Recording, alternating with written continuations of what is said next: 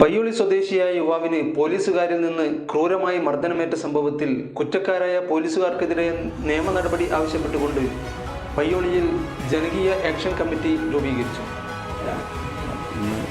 പരിപാടിക്ക് പയ്യോളിന് പഞ്ചായത്തൊക്കെ പരിചയക്കാരുണ്ട്, കമ്പനിക്കാരുണ്ട്. പരിപാടിയെല്ലാം കഴിഞ്ഞൊരു 12 സമയമാകുമ്പോഴത്തേക്ക് പരിപാടിയൊക്കെ നിർത്തി.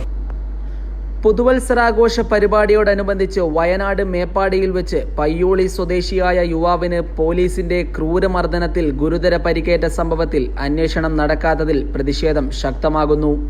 പയ്യോളി കൊളാരിത്താഴെ മുഹമ്മദ് ജാസിഫിനെയാണ് പോലീസ് മർദ്ദനത്തിൽ ശരീരമാസകലം ഗുരുതര പരിക്കേറ്റ് 2 ആഴ്ചയിലധികമായി കോഴിക്കോട്ടെ സ്വകാര്യ ആശുപത്രിയിൽ പ്രവേശിപ്പിച്ചിരിക്കുന്നത്.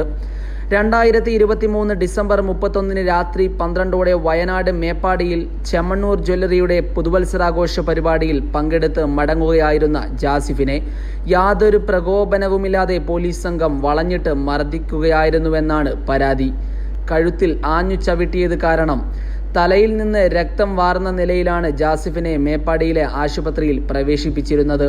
തുടർന്ന് വിദഗ്ധ ചികിത്സക്കായി കോഴിക്കോട് സ്വകാര്യ ആശുപത്രിയിൽ പ്രവേശിപ്പിച്ച ജാസിഫിനെ മനുഷ്യാവകാശ പ്രവർത്തകൻ ഗ്രോവാസു, RJD സംസ്ഥാന സെക്രട്ടറി സലീം മടവൂർ തുടങ്ങിയവർ സന്ദർശിച്ചിരുന്നു. ജാസിഫിനെ മാരകമായി മർദ്ദിച്ച മേപ്പാടി സ്റ്റേഷനിലെ പോലീസുകാർക്കെതിരെ കർശന നടപടികൾ സ്വീകരിക്കണമെന്നും ചികിത്സാ ചെലവുകൾ കുറ്റവാളികളിൽ നിന്ന് ഈടാക്കണമെന്നും ആവശ്യപ്പെട്ട് നാട്ടുകാർ ജനകീയ ആക്ഷൻ കമ്മിറ്റി രൂപവത്കരിച്ചു.